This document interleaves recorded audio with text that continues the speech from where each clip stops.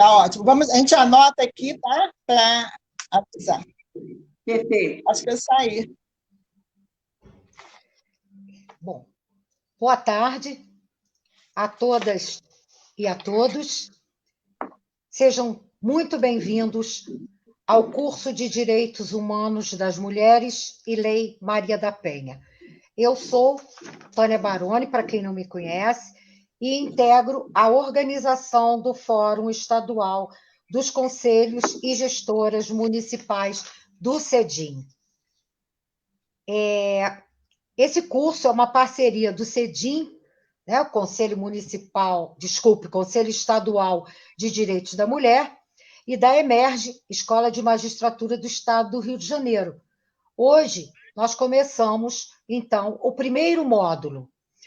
No primeiro módulo, teremos a participação da doutora Leila Linhares nos dias de hoje, 19, e no dia 26/8. O módulo 1, ele envolve mecanismos e instrumentos ratificados pelo Brasil no Sistema Interamericano Universal sobre Violência e Direitos Humanos das Mulheres.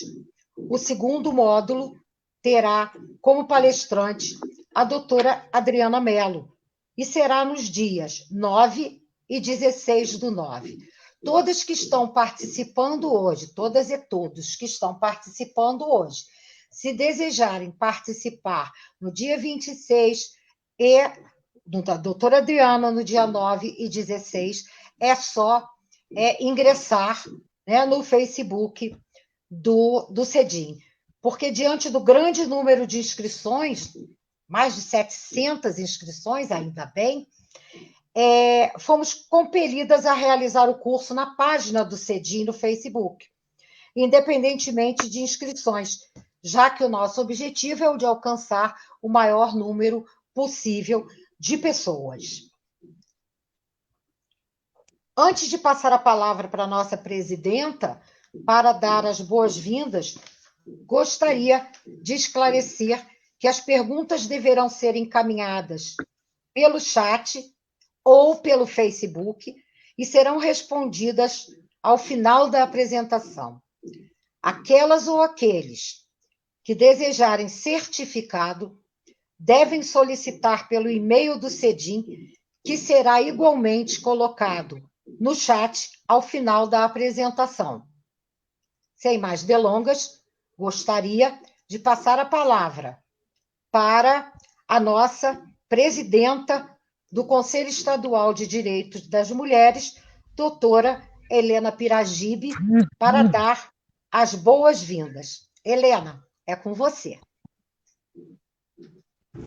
Boa tarde a todas, a todos. Obrigada aí pela sua grande participação. Já estamos aqui com a doutora Leila Linhares e hoje estamos dando início a esse curso muito esperado por todas nós, que é o curso de Direitos Humanos das Mulheres e Lei Maria da Penha. Especialmente nesse mês de agosto, né, agosto lilás, onde a gente está comemorando os 14 anos da Lei Maria da Penha. É importante e fundamental que a gente tenha uma palestra mostrando a importância do movimento de mulheres, a importância das mulheres nas suas conquistas. E aí, a doutora nada mais, nada menos que a doutora Leila Linhares estará aqui hoje e na próxima quarta-feira, dia 26, para mostrar toda a trajetória da legislação, os organismos internacionais dos quais participamos, das convenções que participamos, e hoje somos signatários para a gente poder compreender essa atuação nossa dentro da sociedade, dentro do movimento feminista, para que a gente chegasse hoje a tratar a violência doméstica como direitos humanos, não é? E que a gente tem tido ainda hoje presenciado um alto índice de feminicídio exatamente por ser a sua condição de mulher e o desrespeito aos direitos humanos de meninas e meninos no nosso país. Então, é preciso que a gente resgate um pouco dessa história e continuemos na luta. Importante para nós esse curso, e nesse momento, e saber que mais de 700 mulheres estiveram, mulheres e homens, que há homens também inscritos, estão juntos aqui para conhecer um pouco mais e contribuir na divulgação de todo esse mecanismo, de toda essa luta, para que a gente possa ter consciência da mudança e da transformação da sociedade. Quero agradecer, finalizando, porque a gente precisa ouvir muito a doutora Leila. Quero finalizar agradecendo as nossas companheiras que são fundamentais na luta pelos nossos direitos, as companheiras do CEDIM, que somos o total de 21 participantes titulares, mais 21 que também participam, são 42, são as suplentes, e que, nesse momento, estão também contribuindo e aqui presente, até por trás, né, desse momento, que estamos ali, a jovem Natália, que é uma conselheira do CEDIM, que está aí administrando essa tecnologia para que a gente possa chegar até todas as pessoas, a todo o Estado, porque tem pessoas inscritas de outros estados. Dizer também, agradecer a Tânia Baroni, que fez a abertura, a Edna, que está chegando, a Débora de Itaperuna, a Andréa Couto, que tem sido assim, fundamental para que esse mecanismo nosso de tecnologia também funcione, de Guapimirim, a Adriana Leclerc, de Macaé, e a Miriam de Niterói, e todas as conselheiras desse Estado e gestoras que vêm contribuindo com diversas ações em seus municípios para a gente ter de verdade uma mudança de comportamento na sociedade e que participe de uma grande rede de enfrentamento à violência contra a mulher. E esclarecendo também a todas que o Conselho Estadual e os conselhos municipais fazem parte dessa rede de enfrentamento à violência contra a mulher. E, finalizando, quero dizer que esse evento é uma parceria com a Emerge,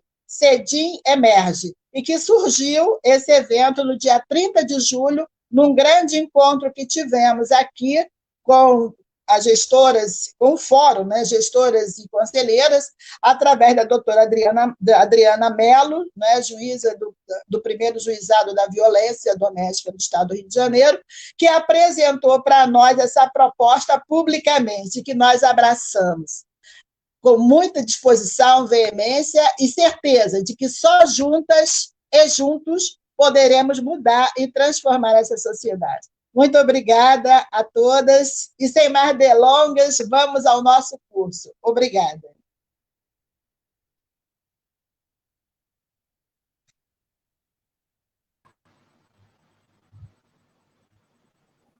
Alô? Não é Adriana Leclerc. Doutora Adriana Mello não deve ter conseguido entrar ainda. Eu ia chamá-la para abrir o nosso evento, mas eu estou vendo que a nossa companheira Adriana Leclerc está presente. Então, nós vamos chamar a doutora Leila, que é feminista.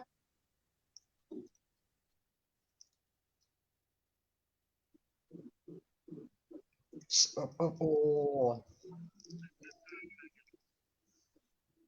currículo da doutora Leila é tão grande, e aqui é só uma parte. Doutora Leila Linhares é feminista, advogada, membro do Comitê de Especialistas do MESECVI, Mecanismo de Monitoramento da Convenção para Prevenir, Punir, Erradicar a Violência contra a Mulher, Convenção do Belém do Pará. Professora emérita e membro do Fórum de Violência Doméstica e Familiar da Escola de Magistratura do Rio de Janeiro, a Emerge.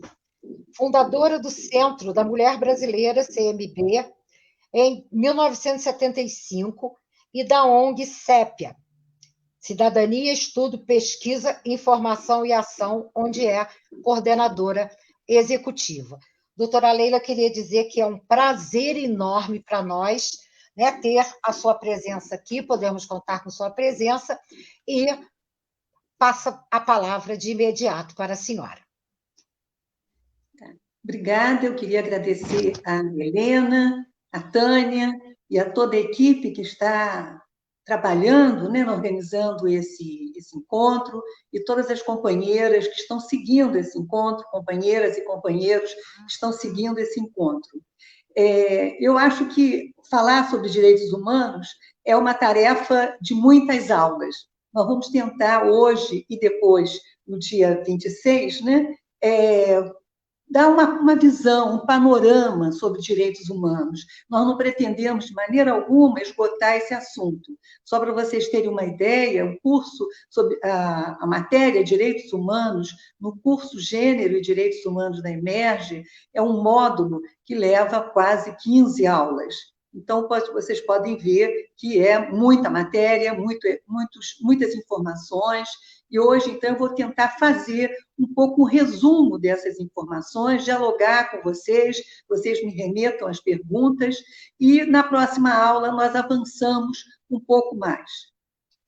Primeiro, a gente falar o conceito de direitos humanos, né? O que são direitos humanos? A ideia de direitos humanos parte do princípio que, pelo fato de sermos humanos, nós temos direitos. Independente de sermos brasileiros, chineses, americanos ou de qualquer outra nacionalidade, o fato de nós sermos humanos, nós temos direitos. Isso realmente cria uma mudança paradigmática muito grande na história política e social, pelo menos da civilização ocidental. Nós sabemos que a conquista de direitos é uma conquista longa, que vem desde os primeiros tempos, né? Quando nós pensarmos nos gregos, nos romanos, uma longa trajetória dos indivíduos lutarem por direitos. Muitas vezes, esses direitos eram barrados por a ideia de que, na realidade, nós, seres humanos, não tínhamos direito, porque nós estávamos regidos pelas leis religiosas. Mais adiante, a ideia de que nós não temos direitos, porque quem tem direitos são aqueles monarcas, aqueles reis, aqueles imperadores, né, que detinham, então, a autoridade máxima e que detinham todos os direitos e que, em alguns momentos, nos delegavam, nos davam alguma coisa. A ideia de direitos, né, como nós conhecemos hoje, ela se firma de uma maneira muito forte no século XVIII, particularmente com a Revolução Americana e com a Revolução Francesa.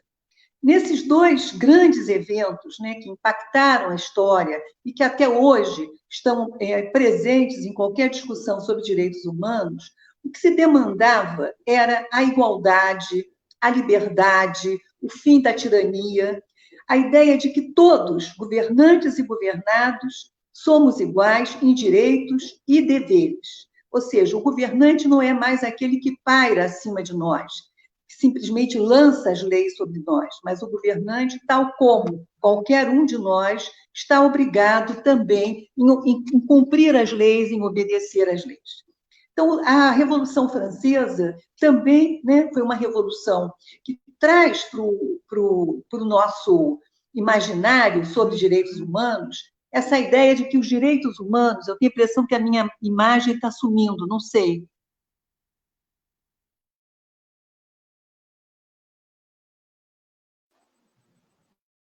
Não, aqui ela está apresentando normal. Agora travou.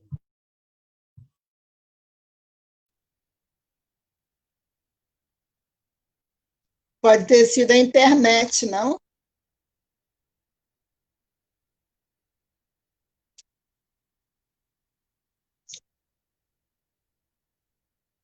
A internet da doutora Leila caiu, então.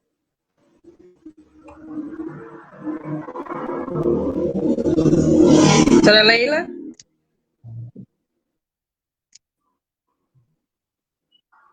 Tem que liberar o microfone, Tânia. Tá.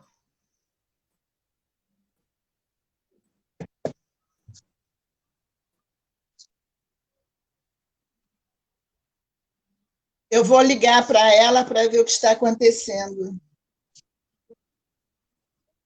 Pedimos desculpas a todo mundo, mas a internet, a gente ainda está se adaptando a esse novo modo de vida, né?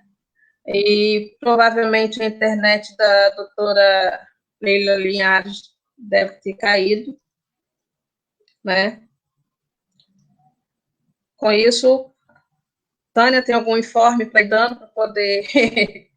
Meu Helena, microfone enquanto... Helena... Vocês estão me ouvindo, gente? Sim. Então, vou lembrar que as perguntas podem ser encaminhadas pelo Facebook ou pelo chat e serão repassadas, né, depois e respondidas ao final da apresentação da doutora Leila. O certificado será fornecido pelo CEDIM e quem desejar o certificado deve entrar em contato com o e-mail do CEDIM para solicitar o certificado. O e-mail do CEDIM também será colocado no chat, mais para o final da apresentação. Qualquer dúvida que vocês tenham pelo chat ou mesmo pelo Facebook. Todos que quiserem receberão o certificado. A Adriana vai colocar no chat, né, Adriana, mais tarde, o endereço do e-mail do CEDIM para que todas e todos possam ter acesso ao certificado. Então, nós pedimos desculpas, né? Problemas de tecnologia acontecem, né? Mas eu acabei também de verificar que a doutora Adriana Mello está chegando. Ah, que bom! Que bom, doutora! É uma interrupção que às vezes é ruim acontecer, mas a gente está acima da nossa capacidade, né? A internet cai, não a gente não tem como resolver, a você tentar conectar de novo. Deixa ela voltar. Natália? Bom, posso voltar? Pode. Claro. Sim. Eu chamava a atenção, antes dessa interrupção, né, que a ideia de direitos humanos é uma ideia que está presente no fato de sermos humanos. E que a concepção moderna de direitos humanos ela tem por base a Revolução Americana, de 1776, e a Revolução Francesa, de 1789. Ali ficou, né, nessas duas revoluções, fica definido que todos os seres humanos têm direito à liberdade, à igualdade, à não discriminação, e, nesse sentido, abre-se, né, no século XVIII, a porta para se construir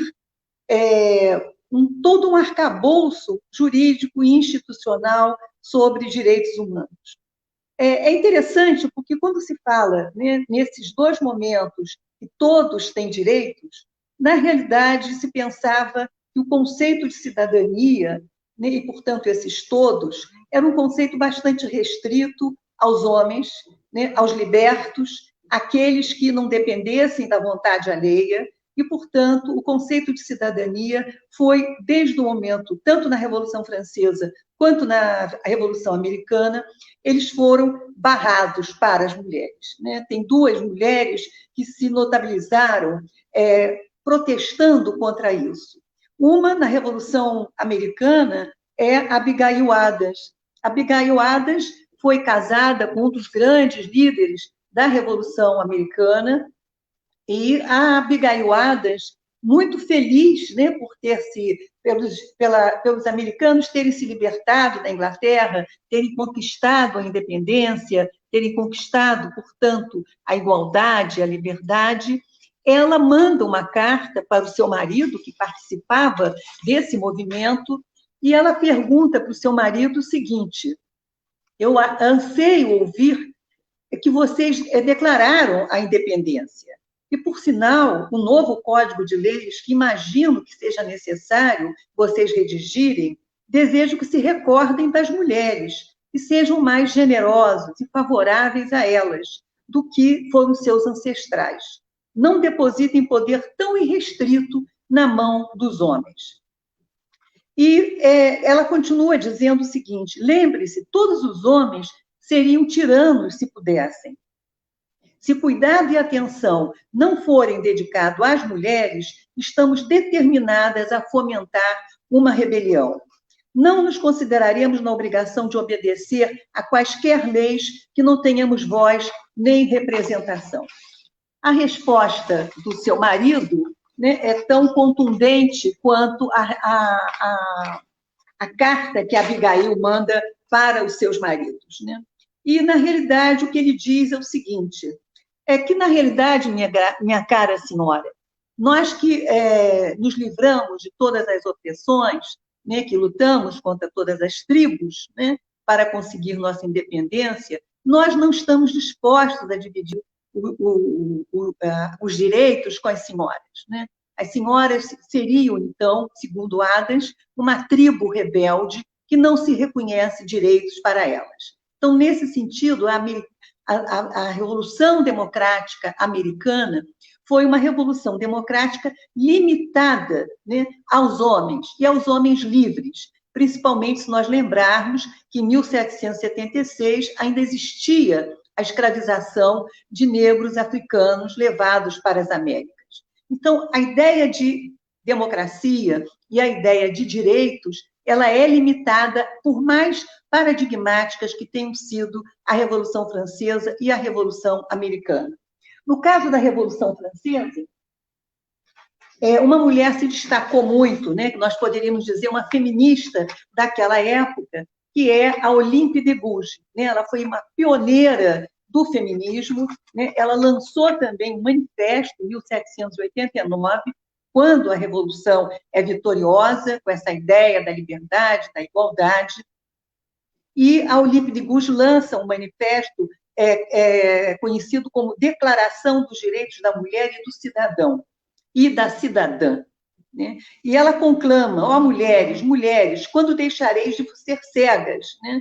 Quer dizer, quando poderão chegar a ter espaço no poder, quando poderão estar lado a lado na igualdade com os homens?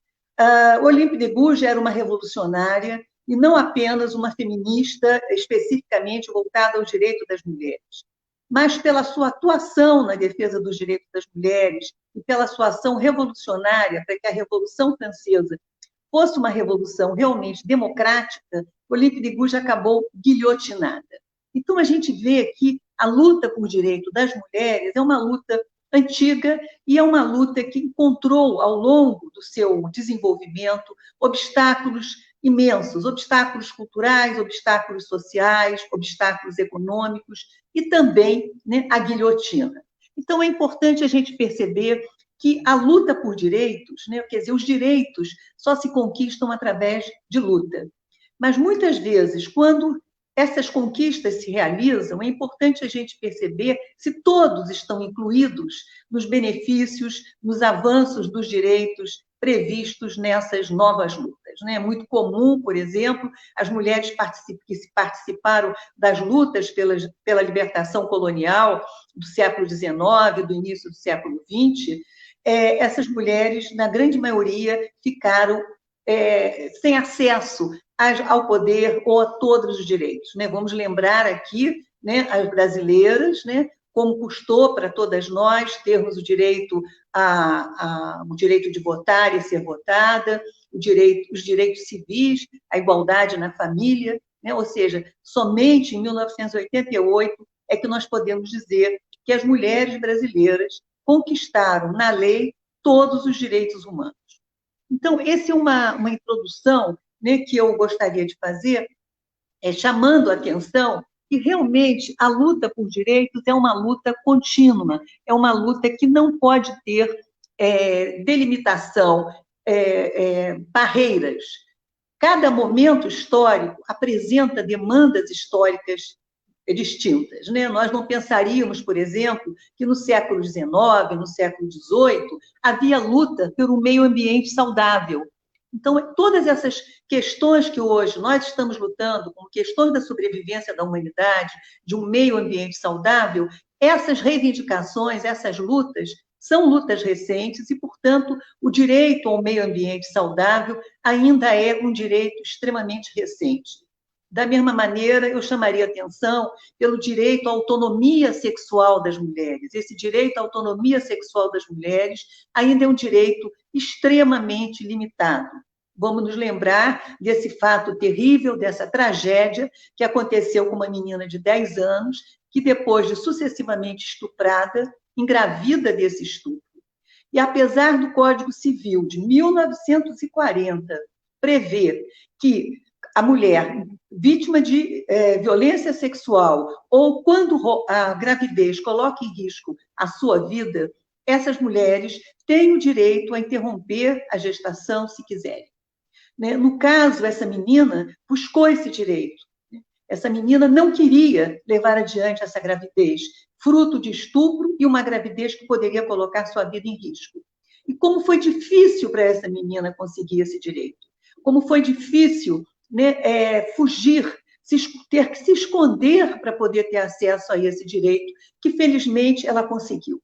Então, a gente percebe que os direitos sexuais e reprodutivos, mesmo quando, no caso do chamado aborto legal, está previsto lá na lei de 1940, esses direitos ainda são muito difíceis para serem conseguidos pelas mulheres. E não só pelas mulheres, no sentido biológico da palavra, né? Nós vemos também que o direito à orientação sexual também é um direito novo, né? É um direito que tem sido conquistado e que nós temos que, nesse sentido, perceber que ainda há muito, muito para avançar, né? Não só nesses direitos conquistados recentemente, mas também nos novos direitos que a vida social, que as condições de vida dos indivíduos fazem com que eles demandem determinadas questões que não estão ainda positivadas, que não estão ainda inscritas nos códigos ou nas convenções internacionais. Então, isso é um dado importante da gente perceber que nós não estamos sentados, né, num campo tranquilo, num campo harmonizado de direitos. Esse campo é um campo histórico, é um campo que se move numa direção de progresso, mas também que pode se mover por uma direção de retrocesso. Eu acho que, nesse momento, nós estamos lutando para que os direitos tenham uma direção de progresso e barrando os retrocessos. Mas, voltando para uma visão mais histórica dos direitos humanos, o grande momento, né, que a gente pode dizer que marca um momento de mudança, né, na concepção de direitos humanos, se dá logo depois da Segunda Guerra Mundial. Em 1945, é fundada a Organização das Nações Unidas. E, em 1948, a Assembleia dessa Organização das Nações Unidas elabora uma declaração sobre direitos humanos. É essa declaração que vai dizer, com toda a ênfase, que o simples fato de ser humano significa ser detentor de direitos. Então, é uma declaração que fala de que todos são iguais, todos têm direitos.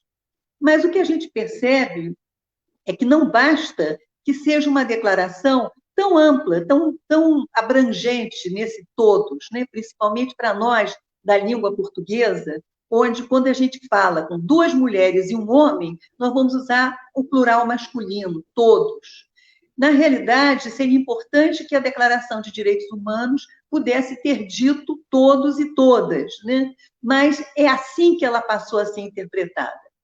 E a Declaração dos Direitos Humanos, ela, por exemplo, ela fala de um sujeito genérico.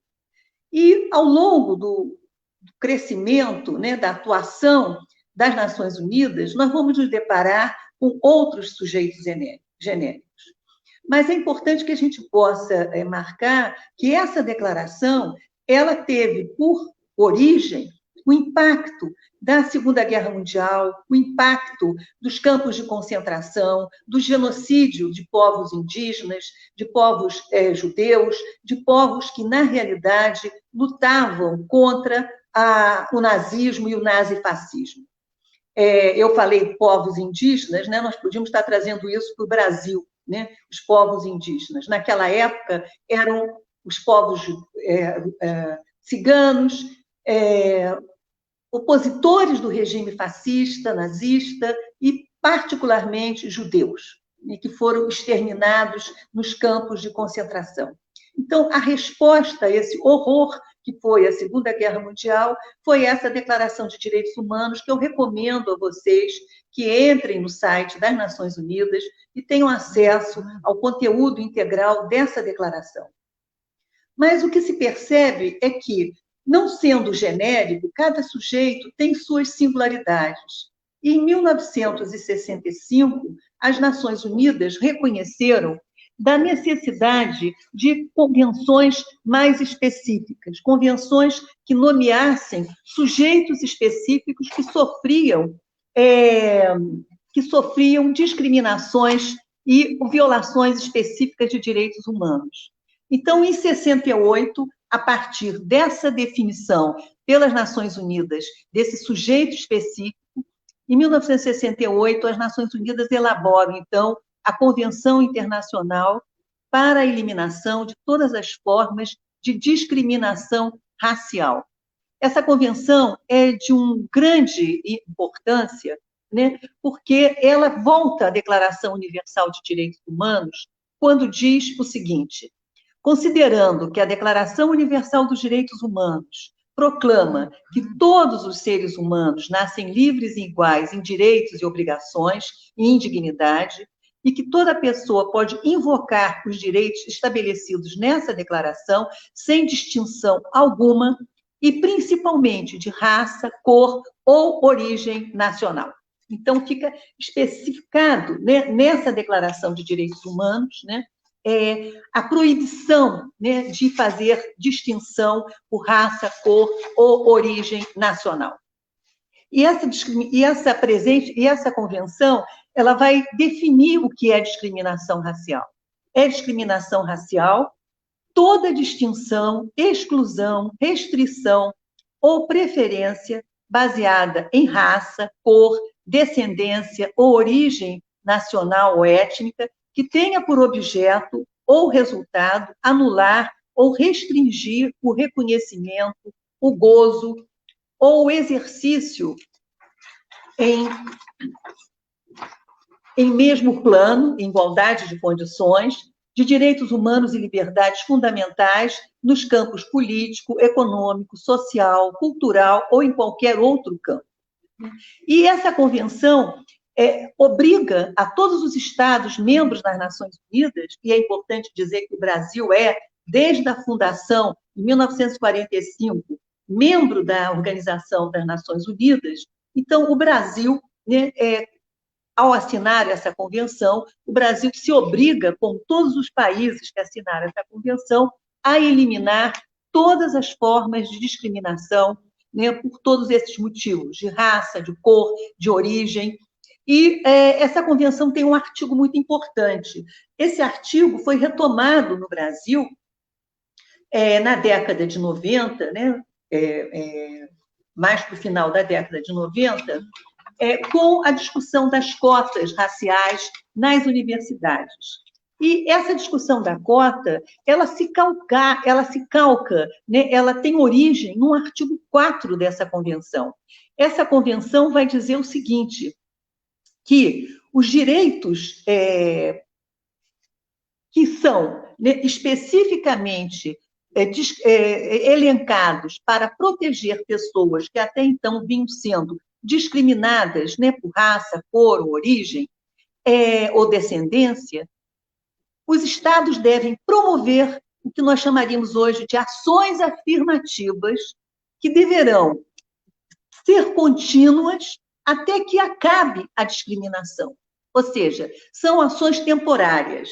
Enquanto durar o sistema discriminatório, enquanto durar as discriminações de raça, cor, origem, nacionalidade, os Estados são obrigados a elaborar políticas e legislações que protejam especificamente e garantam direitos especiais a pessoas que, historicamente, foram e estão sendo alvos de discriminação. Então, quando a gente fala na lei de cotas, nós estamos falando de cotas raciais, nós estamos falando de uma lei internacional assinada pelo Brasil e, portanto, é uma lei interna, né, de perceber que existe uma parcela enorme, mais da metade da população brasileira, de origem negra, e que essa população tem sido discriminada, né? Quer dizer, na realidade, a população branca tem tido 100% das cotas, né? A população negra não tinha nenhum por cento das cotas, e que, portanto, é fundamental, é dever do Estado promover as cotas raciais, pelo menos nas universidades públicas. A gente esperaria que também nas universidades privadas isso ocorresse, e é possível que em muitas universidades privadas isso já venha ocorrendo. Então, essa ideia de uma discriminação positiva, de mecanismos específicos que tem prazo de validade, né? E o prazo de validade qual é? Com o fim de todas as formas de discriminação. E é importante, né, eu disse que o direito é luta, né, o direito se conquista através de luta. E é importante a gente recordar que a década de 60, né, é uma década de grande mobilização por direitos civis, por exemplo, nos Estados Unidos, né? É uma década onde os movimentos negros americanos denunciam uma espécie de apartheid social que lá existia, diferente da África do Sul, mas ainda uma espécie de apartheid social, que impedia que negros pudessem participar de espaços dentro dos ônibus, de acesso a restaurantes, de acesso a banheiros públicos ou de acesso à educação. Então, havia essa separação, e uma separação discriminatória, uma separação existente simplesmente porque brancos consideravam negros inferiores. Então, isso era inadmissível, e os movimentos negros se desenvolveram nos Estados Unidos. Todos nós já ouvimos falar de Malcolm X, de Martin Luther King e da grande marcha sobre Washington que o movimento negro e também alguns aliados brancos, né, empreenderam para exigir direitos civis para a população negra nos Estados Unidos. Então, também é na década de 60 que surgem as lutas de libertação nacional em vários países colonizados, por exemplo, os países do norte da África, colonizados por franceses, particularmente a Argélia, né? Então, há toda uma luta por libertação da Argélia, né? Há também toda uma luta por libertação, mais adiante, de Angola, de Moçambique, e essas lutas trazem, né, a marca de uma população negra, né? Não só de uma população negra, mas essencialmente de uma população negra que está demandando por liberdade, por autodeterminação e por eliminação de todas as formas de discriminação por motivo de raça, cor, origem ou nascimento. Então, é importante a gente ver que a conquista dessa convenção é uma conquista que só foi possível por luta. E é importante que, apesar da história não dar uma visibilidade, nós teremos que perceber que não foram só os homens negros que lutaram por esses direitos, mas as mulheres negras também estiveram à frente dessas marchas e lutaram também por esses direitos civis. Então, é importante a gente ver que, mesmo que isso não esteja ainda, é possível que já existam pesquisas, assim como a Olympe de Gouges ou a Abigail Adams, né, tem uma história, né, registrada. É possível também que muitas dessas mulheres que estavam à frente da luta por direitos civis, por igualdade racial, também tenham suas biografias destacadas. Há vários livros fundamentais sobre isso, o livro da Bell Hooks, o livro da Sueli Carneiro, aqui no Brasil, né? O livro da Angela Davis, né? Enfim, há toda uma literatura promovida por mulheres negras para destacar o protagonismo das mulheres negras na luta por direitos. Então, essa convenção é uma convenção de grande importância, porque ela vai inspirar também, alguns anos depois, 11 anos depois, a Convenção das Mulheres. E a questão das mulheres, ela também aparece em alguns momentos nessa década de 60, na medida em que se organizam, né, os movimentos feministas nos Estados Unidos. O movimento feminista já aparece na Europa, particularmente na França, né? Desde 1949, Simone de Beauvoir escreveu, né, um importante livro, Segundo Sexo, onde ela declara, né, e é uma declaração que ficou na história, né, não se nasce mulher, torna-se mulher, mostrando, derrubando, né, essa naturalização de uma certa natureza feminina, dócil, né, e mostrando que, na realidade, é uma cultura que faz com que as mulheres não tenham direito, que as mulheres sejam colocadas em posições de subordinação, em posições de inferioridade. Então, a gente tem já, né, desde a década de 40, no fim da Segunda Guerra Mundial, também na Europa, uma produção intelectual, uma produção vigorosa, particularmente de Simone de Beauvoir, sobre a importância das mulheres e as discriminações que as mulheres sofrem, mesmo em grandes momentos de transformação social. E na década de 60, há todo um rejuvenescimento de um feminismo que foi muito ativo, também no Brasil, mas na Europa, um feminismo que lutou pela conquista do voto, né, na década de 20, aqui no Brasil, voto esse conquistado em 1932 no nosso país, mas que foi também conquistado com muita dificuldade em quase todos os outros países membros da Organização das Nações Unidas. E os movimentos, então, né, o feminismo que vai para as ruas, que começa a ir para as ruas na década de 60, é um feminismo que vai, então, demandar por direitos, demandar por igualdade, demandar pelo fim da discriminação. Essa discriminação dos direitos das mulheres é uma discriminação que, tal como a discriminação contra os negros no Brasil, é uma discriminação contra mais da metade da população. Então, mais da metade da população do mundo, ainda hoje, tem muita dificuldade de ter direitos ou de ter acesso aos direitos, né? Seja as mulheres brancas, seja as mulheres negras, mas particularmente as mulheres negras. Então, o que a gente percebe é que também a conquista de direitos internacionais e de direitos nacionais pelas mulheres vem de uma luta feminista, de uma luta das mulheres. Nós poderíamos, mais adiante, na nossa segunda aula, debater muito como se deu essa luta das mulheres no Brasil por direitos, né? Pelo reconhecimento de seus direitos, pelo simples fato de serem mulheres, de serem seres humanos, né? Tal como os homens. Essa convenção internacional, ela baseia-se numa avaliação que as Nações Unidas fizeram. Em 1975, as Nações Unidas promoveram a primeira Conferência Internacional sobre a Mulher. Essa conferência foi promovida no México e ficou muito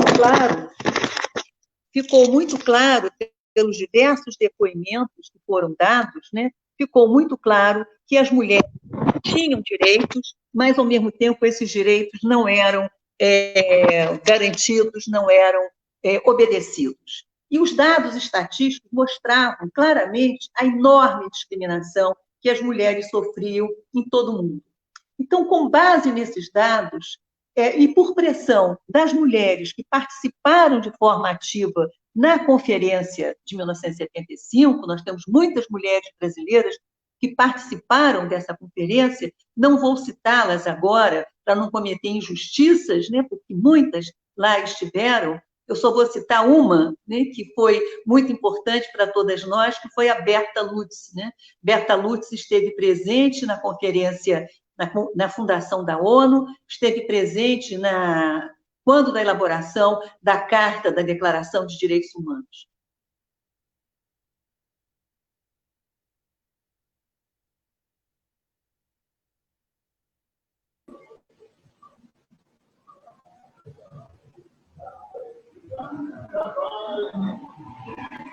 Será que a doutora Leila caiu de novo? O telefone dela caiu agora há pouco. A imagem travou.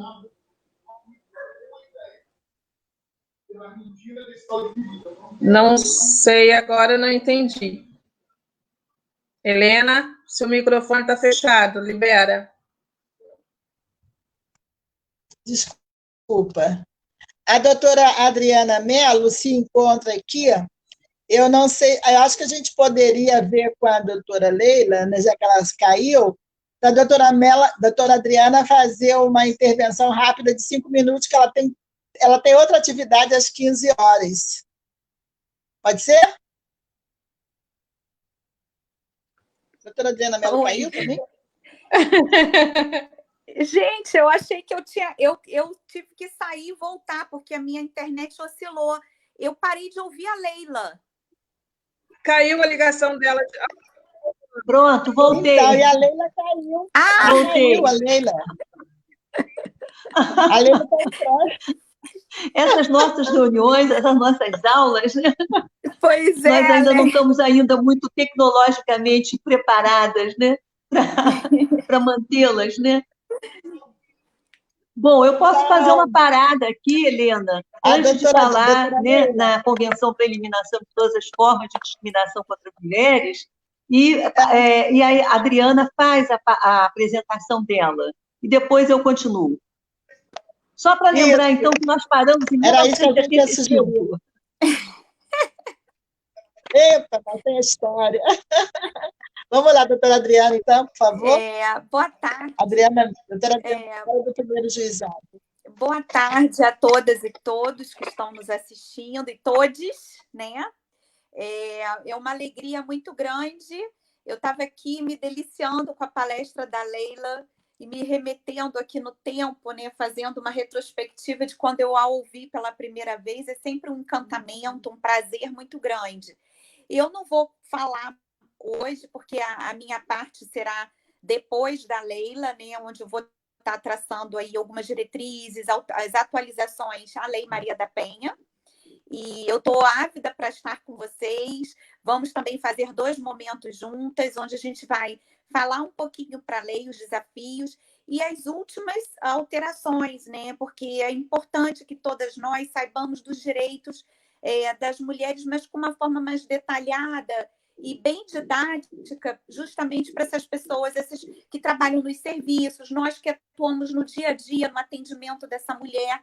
Então, muita coisa mudou, muita coisa boa aconteceu, em que pese todo esse dilema que a gente está vivendo esse ano de 2020, peculiar, com uma crise sanitária tremenda. A pandemia, realmente a gente teve que se readequar, né, Leila, a fazer as nossas aulas virtuais, nossas lives.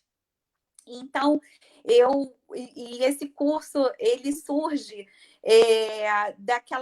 num primeiro encontro que eu participei do fórum, a convite da Helena Piragibe, cumprimento aqui a Ângela Fontes. Eu estou vendo agora fugir um pouquinho aqui da minha tela, quem está presente, cumprimentando todas aí que nos assistiram, e veio da proposta da gente conversar, explicar com mais detalhes, né? Principalmente para quem está lá na ponta, às vezes quem está um pouco afastado aqui do município, do Rio, e às vezes a gente fica realmente, é tanta lei nova que até para quem da área do direito é difícil estar sempre muito atualizado. Então, a gente se colocou à disposição, a Emerge, e aí eu, conversando com a Helena, a gente não tinha outro nome para falar sobre direitos humanos que não a Leila Linhares, pela representação dela, né, por tudo que ela representa para nós, mulheres, no Rio e no Brasil e no mundo. Tem esse papel fundamental e eu acho que a gente tem que aproveitar muito o que a Leila tem a nos dizer, temos muito que aprender com ela. A minha parte vai ser prática do dia a dia, mas eu espero colaborar de alguma forma com a Helena, com o nosso Conselho Estadual dos Direitos das Mulheres, com o Fórum de Gestoras.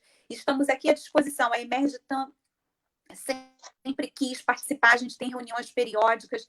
Ontem a gente teve um lindo evento sobre violência de gênero, o impacto na vida da mulher, com psicólogas de todas as áreas para debater. Então, a Emerge está sempre à disposição, com as portas abertas, para dialogar, para conversar. Se vocês tiverem propostas de temas, de debates, tudo que tem a ver com gênero, com mulheres e violência e acesso à justiça, o nosso fórum está à disposição. Então, eu fico muito feliz, realmente, de ouvir a Leila. Eu não quero perder mais o tempo de ouvir a Leila, porque eu tenho uma outra reunião, conversei com a Helena agora às 15 horas, e outras 16 e outras 17, a gente vive correndo, mas no mesmo lugar, mas saindo de uma reunião para outra. E hoje mesmo de manhã eu fiz uma atualização para as policiais, para a Polícia Civil do Estado da Paraíba. Foi lindo o evento, uma manhã de debate sobre a Lei Maria da Penha. Então, a gente tem produzido bastante, acho que a rede toda, outras colegas e outras promotoras, juízas, defensoras, profissionais de psicologia da área da saúde, a gente tem feito uns debates muito bons, e eu acho que isso também alegra e acalma um pouco o nosso coração diante de tanta fragilidade, diante de tanta dificuldade, como a gente tem observado ultimamente, principalmente em relação à violência contra a criança, adolescente, as mulheres. A gente está vendo aí, observando um episódio lamentável de violência sexual contra uma menina de 10 anos, isso me impactou muito. E eu acho que a gente tem que discutir e exigir que essas pessoas tenham garantidos a elas os direitos fundamentais, que é o direito à saúde e à justiça. Além da educação, é claro que é o que a gente também está tentando fazer em todos esses fóruns. Meus agradecimentos sinceros à Helena, à Ângela, à Edna e outras tantas mulheres que estão aqui conosco nessa tarde, me colocando à disposição sempre. Um beijo, Leila. Estou aqui ainda. Tchau, querida. Um beijo. Tchau, doutora. Obrigada, viu?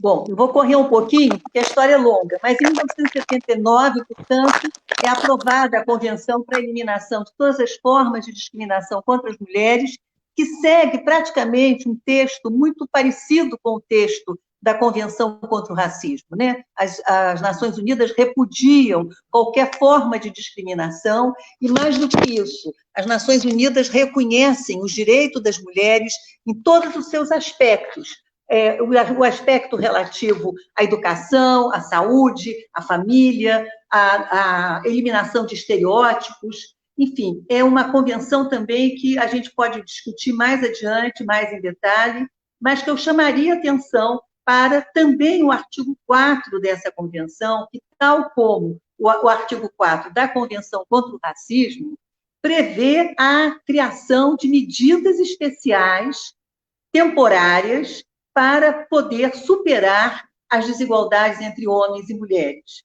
E nesse sentido, quando hoje a gente está discutindo cotas nas eleições para as mulheres, cotas no acesso ao parlamento, né, ou cotas na área do trabalho, nós estamos vendo que isso está amparado por essa Convenção Internacional de 1979, e que essa Convenção Internacional tem poder de lei no nosso país. E tanto tem poder de lei que, em 1988, as Nações Unidas reafirmaram, através de uma recomendação, dizendo o seguinte, que o fato de continuar havendo discriminação contra as mulheres, a dificuldade das mulheres terem acesso a direitos, né?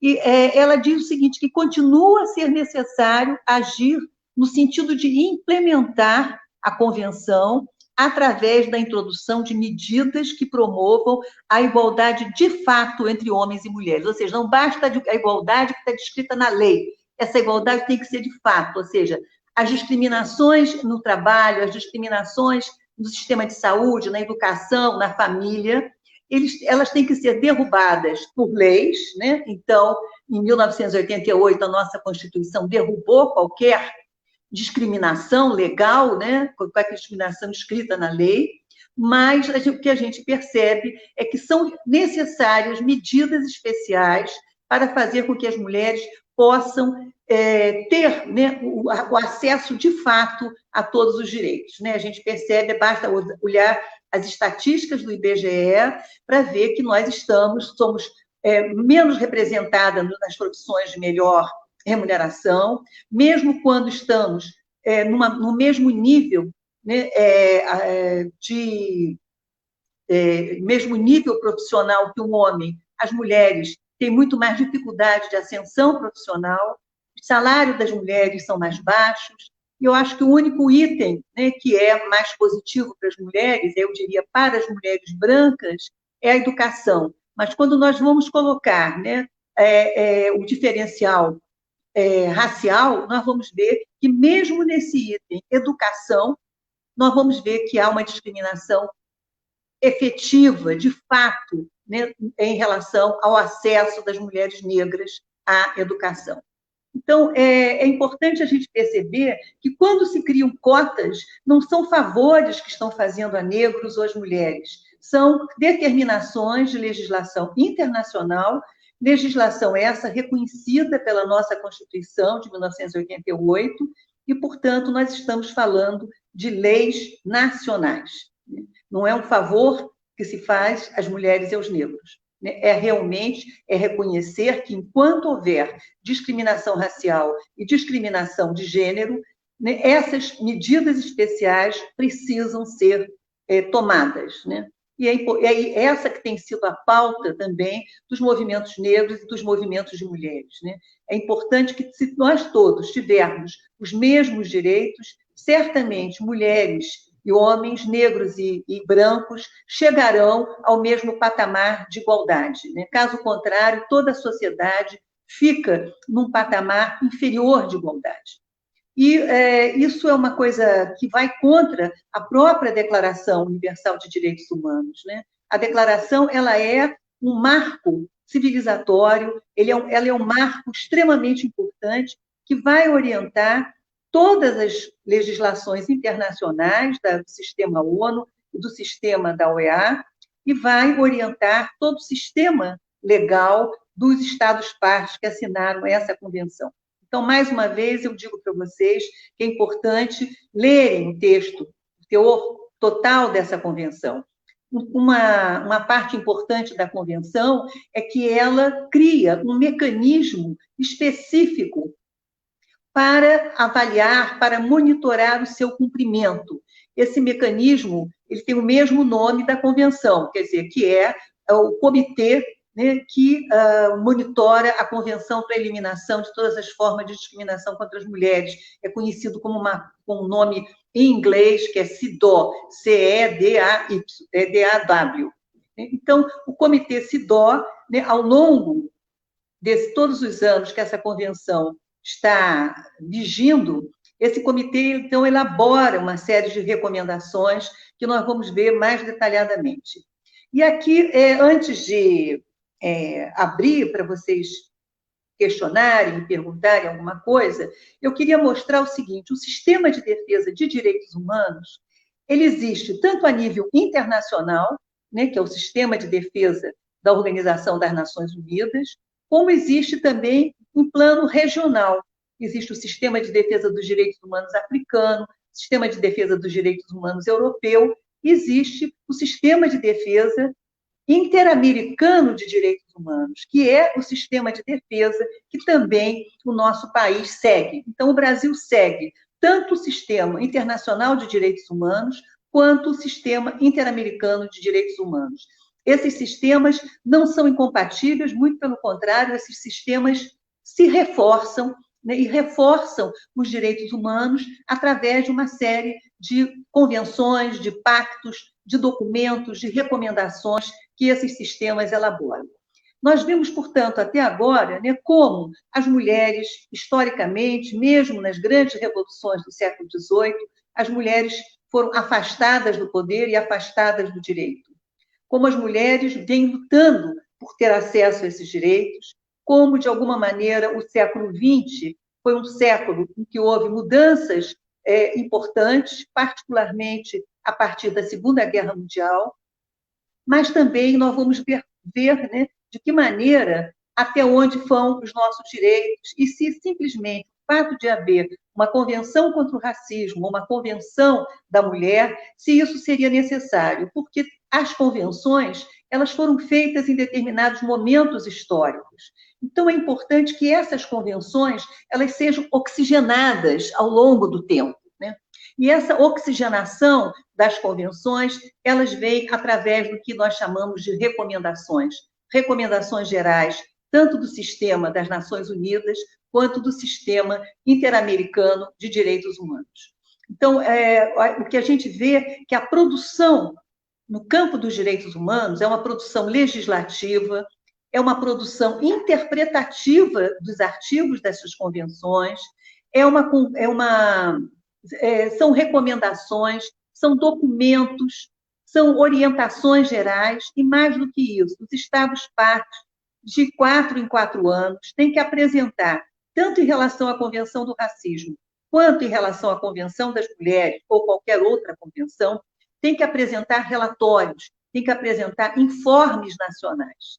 E, com base na análise desses informes nacionais, informes que são informes do Estado-membro, do país, né, do governo do país que está apresentando esses informes, quanto as Nações Unidas e a Organização dos Estados Americanos recebem também o que nós chamamos informes alternativos, ou informes sombra, que são informes de organizações da sociedade civil que contestam, contradizem, né, muitas vezes, esses informes chapa branca dos Estados-membros. Então, é do confronto entre o informe oficial apresentado pelos Estados e os informes alternativos apresentados pela sociedade civil que o Comitê das Nações Unidas, assim como o Comitê da Organização dos Estados Americanos, fazem uma série de recomendações específicas àquele país. As recomendações gerais valem para todos os membros, todos os países membros. E as recomendações específicas são em relação àquele país específico que apresenta o seu relatório, né? E nessas recomendações específicas, o comitê analisa o que avançou, analisa o que não avançou, analisa as violações de direitos humanos e avalia também, né? Quer dizer, informa também, recomenda também que os Estados promovam determinadas ações, né? Nós vamos ver mais adiante as ações específicas no campo da violência contra as mulheres. O Brasil tem apresentado esses informes, e esses informes todos também estão disponíveis no site da Organização dos Estados Americanos e da OEA.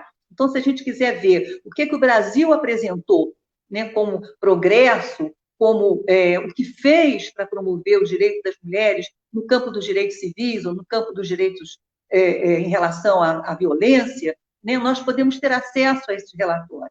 E é importante que a gente também aprenda a fazer os relatórios alternativos. Esses relatórios têm um modelo de ser feito e aprendam a fazer. Todas nós teremos que aprender a fazer esses relatórios alternativos, que é uma forma, né, de levar para os comitês que avaliam as convenções de direitos humanos elementos que possam fazer com que a avaliação desses comitês seja a mais realista possível, né, e que os Estados, mesmo que não tenham uma punição, no sentido que a gente conhece, o termo punição, os Estados, muitas vezes, ao não cumprirem com esses relatórios, ao não cumprirem com o avanço das mulheres, passam, então, a ter uma avaliação negativa, né? Principalmente quando essas organizações elaboram os índices de cumprimento de convenções internacionais,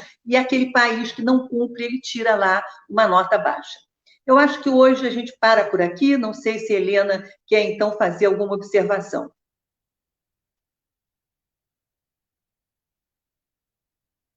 Helena ou Tânia, né?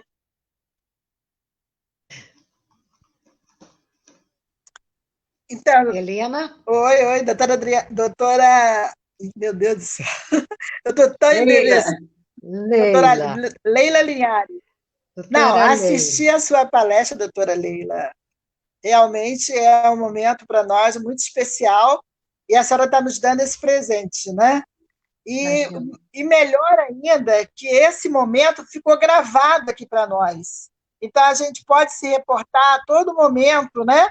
Para poder a gente se embevecer e se satisfazer com tanto conhecimento e poder de verdade passar. Falar de direitos humanos é fundamental. A gente talvez não tenha dimensão, quando a senhora diz que em 2 horas, né, 2 dias, pouco tempo, é muito difícil passar todo o conteúdo de direitos humanos, né? Porque, na verdade, a gente não tem a dimensão do que a gente pode falar sobre direitos humanos. E aí a senhora fez um resgate histórico muito importante. Agora, eu estive lendo que aquela The Ghost, né? aquela feminista da época... Olympe de Gouges. The Ghost. Eu estive lendo que ela depois foi, inclusive, ela foi decapitada, né? Ela entregou a carta. Guilhotinada. Oi? Guilhotinada, né? Ela foi guilhotinada. Então, então, mas é muito interessante que a resistência das mulheres terminava numa guilhotina, terminava numa pressão violenta muito grande, né? Muitas morreram, né? Pela luta que tiveram. Então, e a gente está vivendo, ainda estamos vivendo esse momento de luta por direitos humanos. Ainda estamos vivendo. Fato recente está aí escrito, está aí em todos os jornais dessa semana com a criança de 10 anos, né? Então, estou muito feliz e acho agora, para abrir aqui, não sei se alguma companheira vai fazer mais alguma fala, mas eu não vi nenhuma pergunta ainda. Eu acho que a gente deve aproveitar o momento de estar com a senhora e fazer essas perguntas aqui, para ficar registradas nesse nosso arquivo. Perfeito. Adriana, você tem anotado alguma pergunta? Eu anotei aqui, eu vou ler. Alguns foram comentários, né? A Dani Rodrigues, ela comentou, né? Que às vezes alguns comentários a própria doutora Leila depois pode desenvolver alguma complementação. A questão não é tão simplista em dizer que é a população mais carente e não vai atrás dos seus direitos. Essas informações não chegam a essa parte da população, pois historicamente existe um sistema amplo de seleção para separar quem detém o poder, o dinheiro e os meios de produção e os menos favorecidos. Existe muita burocracia para se conseguir algo de direito deles. Aí foi a Jaqueline dos Santos Bolotão, né? Ela pergunta, assim, é uma pergunta: as senhoras acreditam que o estupro com crianças e mulheres portadores de deficiência são mais difíceis de ser identificadas pela falta de credibilidade do relato? Algumas crianças denunciam seu modo de violência, porém seus responsáveis não dão atenção devida. O mesmo ocorre com mulheres com deficiência. É uma pergunta.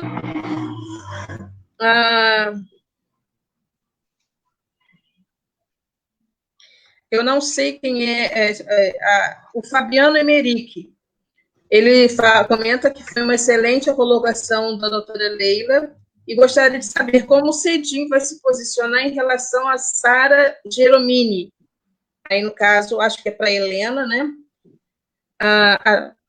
Em relação à transmissão, que a gente fala depois. A Isabelle da Costa, o que a senhora pensa sobre mulheres grávidas e mercado de trabalho?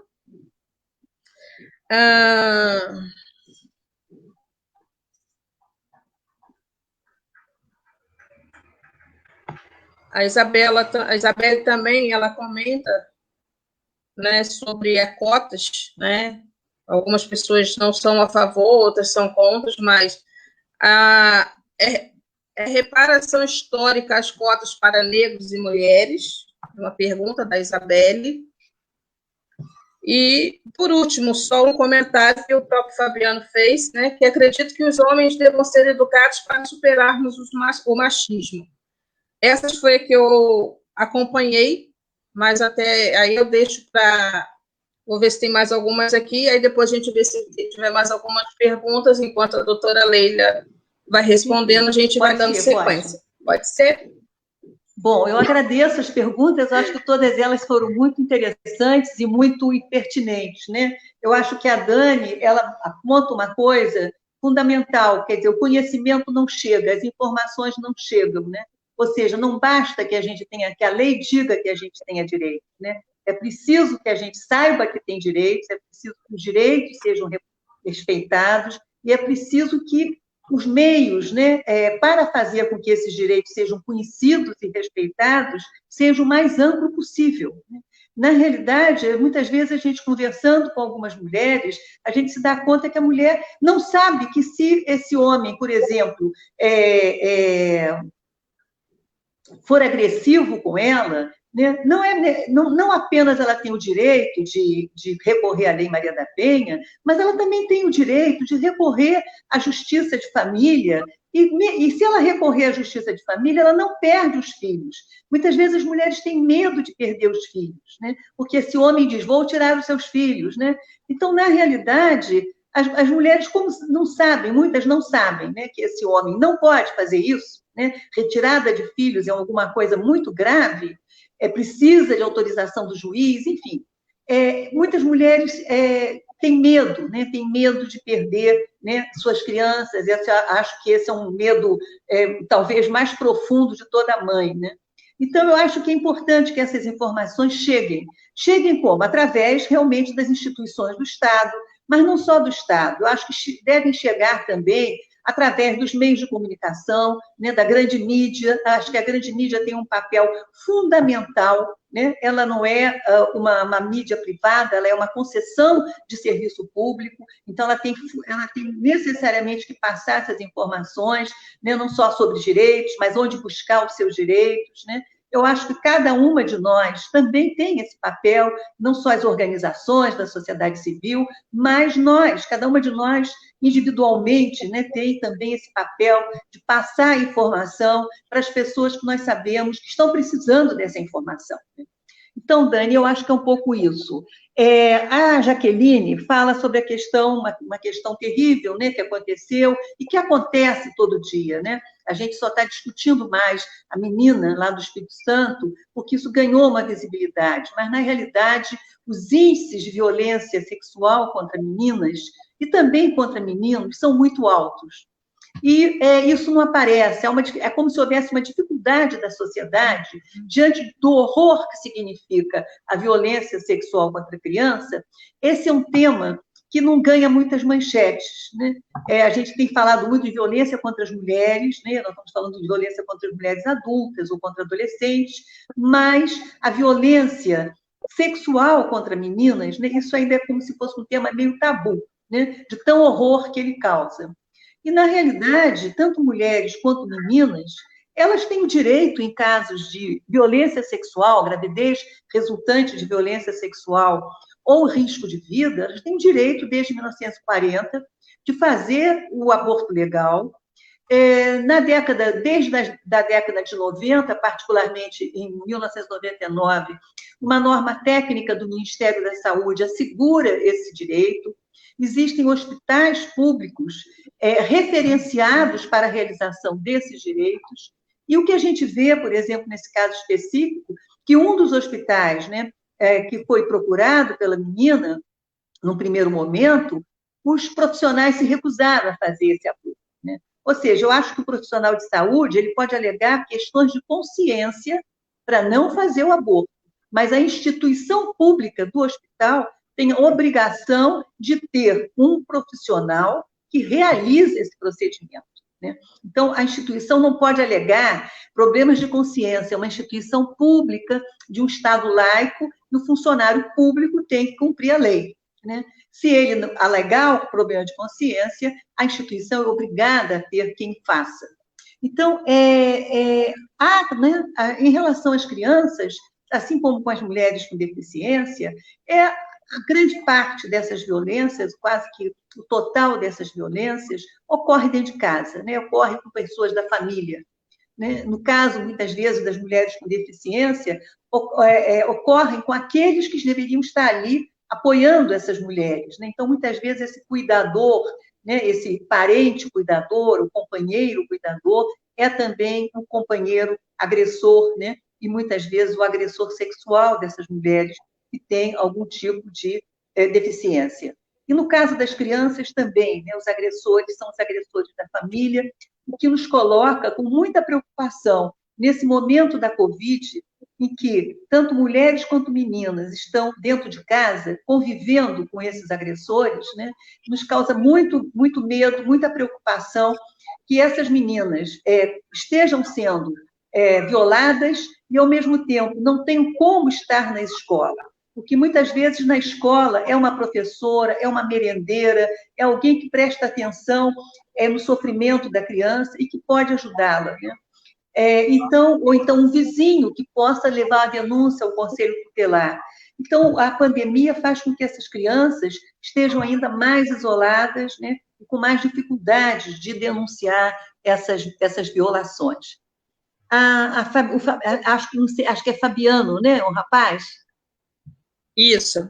O Fabiano coloca, né, a questão do CEDIM. Eu acho que Helena poderia responder, mas eu acho que é importante dizer que a Helena, que é a primeira representante da sociedade civil, está na presidência do CEDIM, tem feito um trabalho realmente meritório, um trabalho que merece o nosso aplauso, de levar, né, para um número grande de mulheres, e particularmente para gestoras estaduais e municipais, né, conhecimentos, informações fundamentais.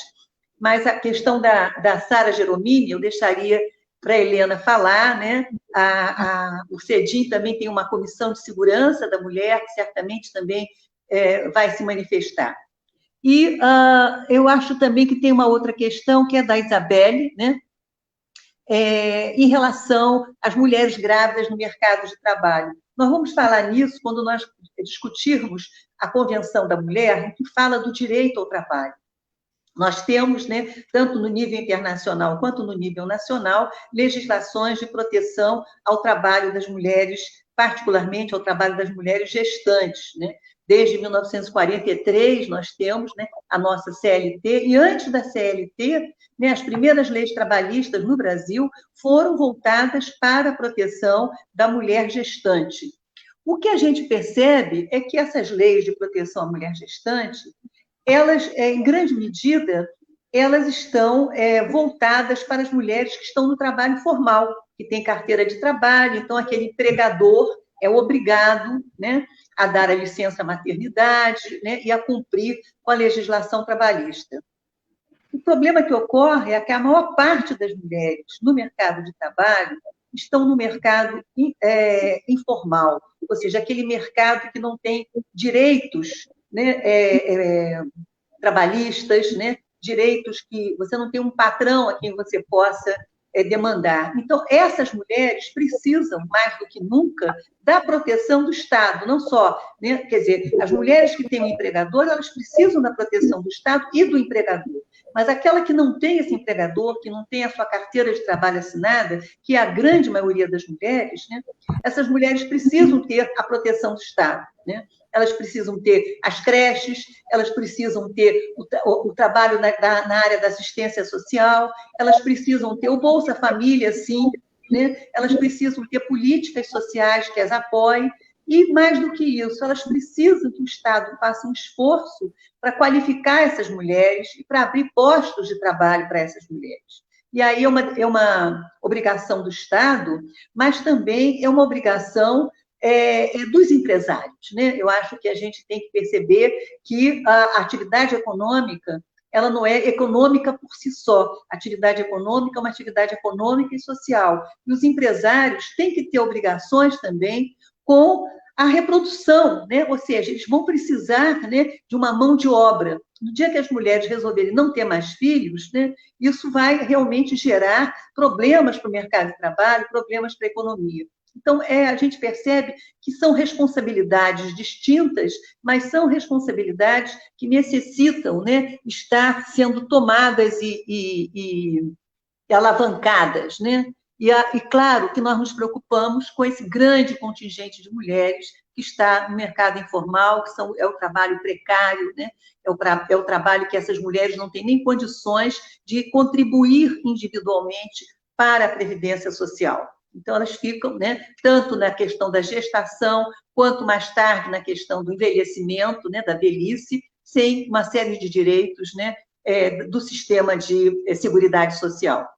Em relação às cotas, né, esse é um tema que tem avançado na questão da política, né, e a gente sabe que o avanço na questão da política é um avanço que está sendo lento, a gente não tem ainda 10% de mulheres em cargos eletivos, né, tanto no nível nacional quanto no nível local, e muitas vezes aqueles que são contrários à cota, ou são aqueles que usam os argumentos da meritocracia, né, aquela pessoa que diz, bom, se eu conseguir chegar lá, por que você também não consegue chegar lá, né?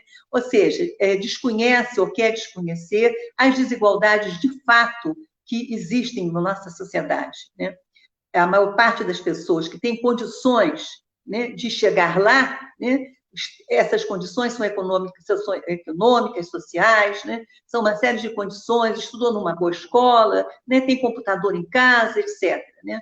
Mas a grande maioria, né, da nossa população, né, mais de 90% da nossa população, é uma população que tem renda baixa, né, que tem dificuldade, né, que não está nos cursos especializados, que muitas vezes não tem um computador, enfim. Então, o argumento da meritocracia é um argumento realmente, que eu diria, desprezível. Por outro lado, um outro argumento é que as cotas podem gerar, né, isso foi uma das críticas que se fez às cotas raciais, gerar conflitos raciais, né? Eu acho que essa também é uma questão que eu não concordo, né? Eu acho que o conflito social se gera quando se cria, né, um alijamento total de determinados setores da sociedade, e esses setores tão alijados, né, esses setores, então, se revoltam, né? É o que a gente vê em alguns países, as chamadas guerras civis, né, onde uma parcela da população, não suportando mais o esquema de dominação, se revolta. Na realidade, o sistema de cotas é um sistema que acaba, de alguma maneira, diminuindo tensões sociais, né?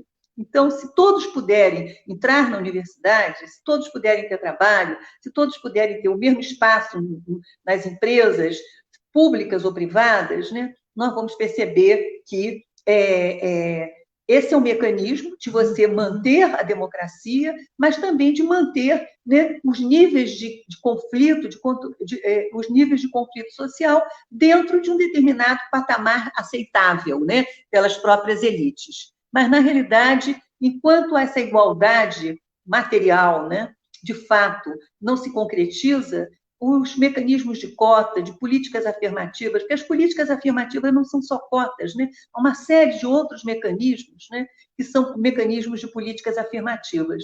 Então, é importante que a gente defenda, sim, defenda as cotas, né, não apenas porque está na legislação internacional e que, portanto, está na legislação interna, mas porque essa é o mecanismo que está presente também na Declaração Universal dos Direitos Humanos, que é o respeito à dignidade da pessoa humana. Todos nós, por sermos humanos, temos o direito à educação, ao trabalho, à saúde, à família, né? Então, nesse sentido, se isso não é possível, né, e aceitável pelas elites dominantes que ocorram imediatamente, né, se a gente não consegue ter os 50%, né, que pelo menos, né, possamos avançar nos 30%. E a gente percebe que no campo da educação, esses 30% foram fundamentais, né? Há inúmeros jovens negros, que entraram por cotas, conseguiram terminar seus cursos, estão fazendo cursos de pós-graduação, estão mostrando, através da sua produção intelectual,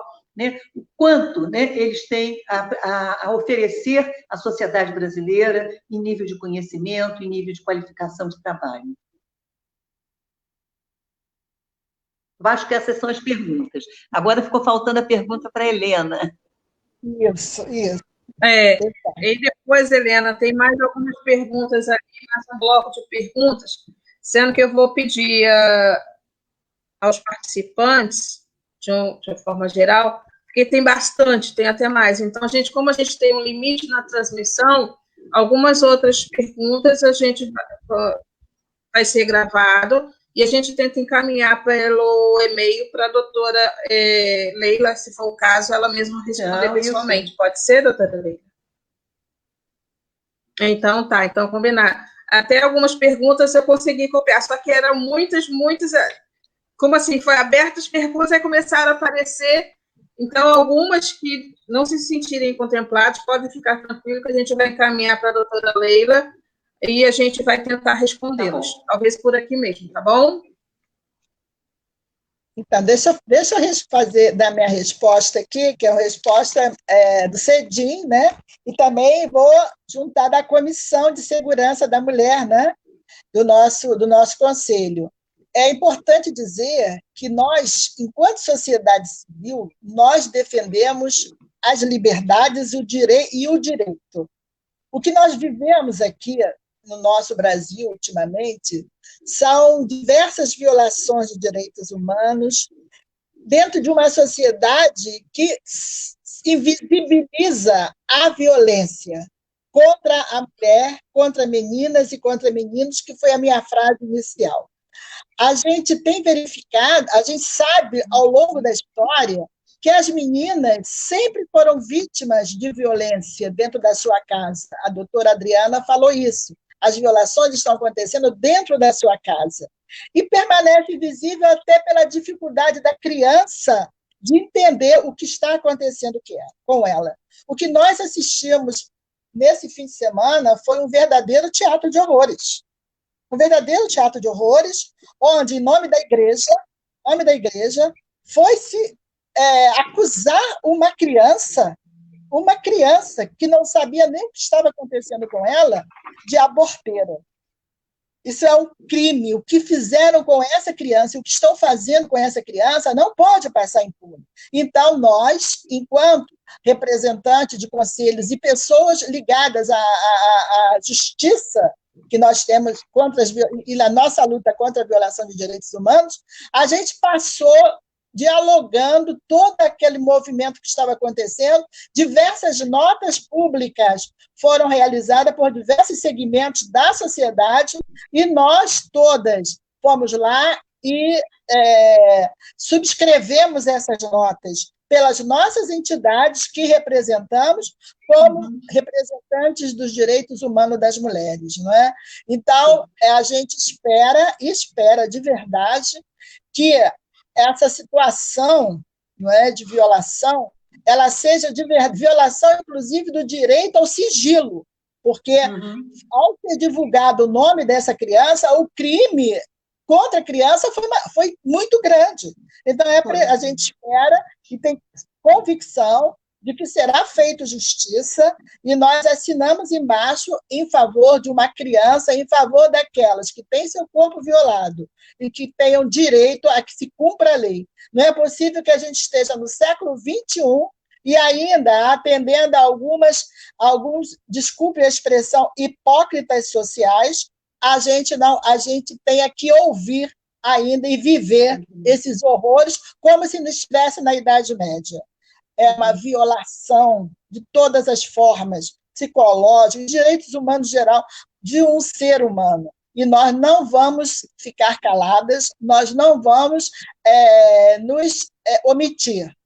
E lutamos para que a nossa sociedade ela respeite o direito das pessoas. E não só isso. Não podemos misturar religião com política. Não podemos botar a Bíblia nesse espaço. O Estado é laico, então que a gente respeite a laicidade do Estado. Então, nós, conselheiras, nós, como a doutora Adriana, que esteve aqui, doutora Leila Linhares, uma das grandes lutadoras pelos direitos humanos das nossas mulheres, desde a primeira convenção, né, doutora? Desde 1900 e... Está lá escrito na sua biografia. Nossa, a gente jamais vai concordar com essa violação e exigimos justiça. Obrigada. Espero ter respondido, né?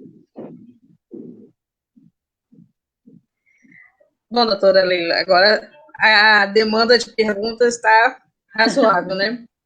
A Naila Freitas Carvalho, ela pergunta como aprender a fazer o relatório de forma correta. A Bebel Melegário gostaria que explicasse novamente a importância das cotas e a relevância disso na luta pelos direitos humanos e de mulheres. O Fábio Freitas, né, gostaria de pedir que as referências bibliográficas de personalidades e de sites relacionados ao assunto sejam encaminhados ao nosso e-mail. Então, Fábio, depois você põe o seu e-mail aí, por favor. eu tenho uma pergunta, que é a Leise Rossi. Quais as penalidades para o país que não conseguem seguir as recomendações? A Helena Simões gostaria de perguntar se os últimos relatórios do Brasil têm apresentado retrocessos sobre a violência contra a mulher. A Cris Oliveira, se há esse resgate histórico de luta das mulheres por direitos fora do eixo Europa-Estados Unidos.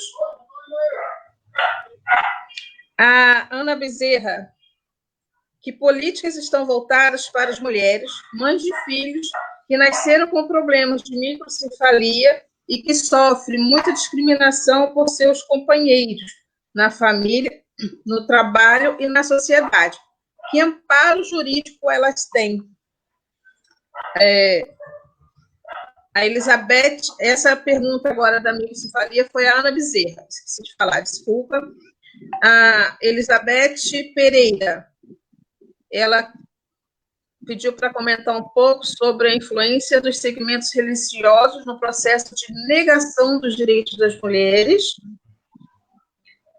O Pablo quer saber sobre como futuras assistentes sociais, qual o papel diante da situação de cárcere privado, né? A Camila Nunes, quais os principais marcos da política partidária e da política pública para a efetivação dos direitos da mulher? Está acabando, só mais uma. É o que eu falei, quando falou, foi surgindo. A Kátia Freire, falem também sobre o cenário pós-pandemia, onde aumentou ainda mais a desigualdade dos direitos violados para mulheres e crianças, incluindo as deficientes. A Joselene Linhares, como assegurar os direitos aos cuidados inerentes a uma infância feliz, sem ser violada em seu corpo ou psicológico, diante da masculinidade, clericalismo tóxico histórico. No caso, deve ser o clérigo, né? A dimensão feminina holística, onde pode encontrar apoio para enfrentar esse desrespeito que atinge a dimensão física e social. Só mais... Adriana, eu acho que não vai ter tempo de responder tudo isso, não. Mas aí a senhora responde, acho que a senhora achar que não deu para responder, a gente fala depois, mas teve uma que foi a do Luiz Antônio. Eu sei que a gente está debatendo bastante sobre a história da luta da mulher, mas quando o homem participa, é sempre importante, porque eu considero que todas nós somos multiplicadores de tudo que a gente aprende, principalmente dos direitos das mulheres, né? E um homem, quando participa, a gente não pode deixar escapar. E o Luiz Antônio, ele fala, a Lei Maria da Penha existe para punir homens que agridem nossas mulheres, mas assim a negligência e o índice de feminicídio estão em alta em nosso país. Precisamos de uma forma do nosso Código Penal brasileiro, que já está ultrapassado, e ter punições mais severas. No caso, é um comentário dele. Mas eu achei importante para a gente não deixar. E, no caso, são mais duas que a gente encerra. Onde denunciamos um espaço que cuida da seguridade das mulheres, como a Delegacia da Mulher, que hoje é composto por mais de 80% dos homens. Quem perguntou foi a Ana Menezes. Aí, as outras... Eu peço desculpas, né, a quem mandou mais perguntas, não sei que tem mais ali, mas como a gente não tem tempo, como a própria doutora Leila falou, talvez não dê tempo dela nem responder a todas, né, mas a gente vai dando seguimento e depois a gente vê a melhor forma de mandar para vocês a resposta à pergunta de vocês. Tá. Eu vou começar, talvez, pela última, acho que foi do Luiz, né? Eu acho que realmente, Luiz, é muito bom que os homens participam, os homens devem participar, né? Os homens que não são sexistas, que não são homofóbicos, que não são racistas, é importante que eles participem, né? E participem efetivamente como agentes de multiplicação de conhecimento e de atuação na sociedade.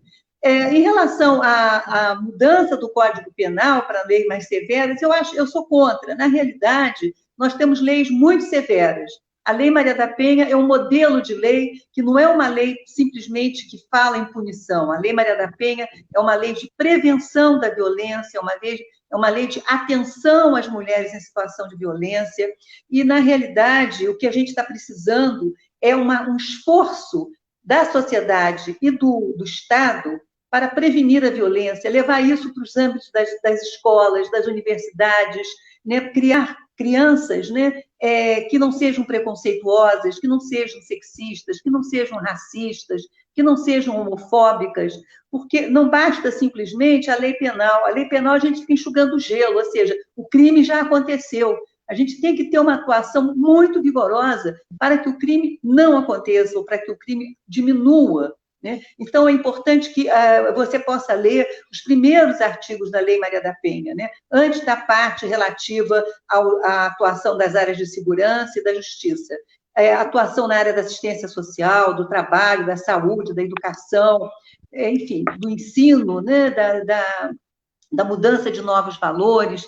Então, eu acho que o que resolve a questão da violência não é simplesmente o sistema de punição. Eu acho que há situações em que a punição se faz necessária, né? Eu não conseguiria imaginar esse tio dessa menina, né, andando solto por aí para estuprar outras meninas, né? Então, há momentos em que o Estado tem que intervir, sim, né, limitando os direitos dessas pessoas.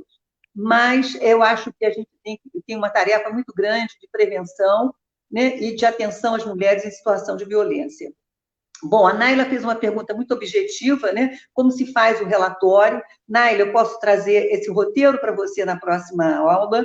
Eu acho que isso aí, o próprio relatório da sociedade civil, ele segue o mesmo modelo, as mesmas questões, as mesmas perguntas. E essas perguntas estão relacionadas a quê? O relatório, ele acompanha cada artigo da convenção. Então, por exemplo, no artigo ligado à saúde, vamos ver o que o Estado colocou, né? O que nós colocaríamos? O Estado vai dizer que já fez, etc, etc. O que nós, como sociedade civil, colocaríamos se a gente fosse avaliar, né, como é que está o acesso das mulheres à saúde? Certamente, né, a gente iria denunciar a violência obstétrica, particularmente contra as mulheres negras, né? E seria muito importante que a gente pudesse ter, numa próxima aula, Helena, a participação de uma companheira de movimento negro, né? Porque eu acho que o debate sobre direitos humanos, da questão racial, e particularmente das mulheres negras, né? As nossas companheiras têm muito mais a dizer, certamente, do que eu. Mas, se a gente fosse fazer, então, né, Naila, um relatório, nós vamos pegar como é que está o trabalho da mulher, né? Aí a gente ia dizer, bom, 60%, 50% do trabalho feminino é o trabalho informal sem direitos, né? Não sei se o Estado está dizendo isso, né? O Estado sempre vai dizer que está fazendo alguma coisa. Então, é importante que a gente olhe o último relatório que o Estado brasileiro apresentou e as recomendações que as Nações Unidas fizeram ao Brasil, para que, quando a gente for fazer o relatório sombra, o relatório alternativo, a gente diga, olha, o Comitê das Nações Unidas disse que o Brasil devia fazer isso, né? O Brasil disse que fez isso, mas, na realidade, o Brasil não fez isso ou fez só isso um pouquinho. Então, é assim um pouco que a gente vai escrevendo esse relatório. O Fábio me pediu bibliografia e sites, né? Eu vou passar para o Cedim, o Cedim repassa, então, para todos, não só para o Fábio, né? A Luíse, né, fala das penalidades da Lei Maria da Penha, não é isso? Eu acho que essas penalidades, a Lei Maria da Penha, ela não cria penalidade, ela remete essas penalidades para o Código Penal, e aí eu repito a resposta que eu dei para o Luiz, né? É importante a gente pensar não só em penalidades, mas pensar em penalidades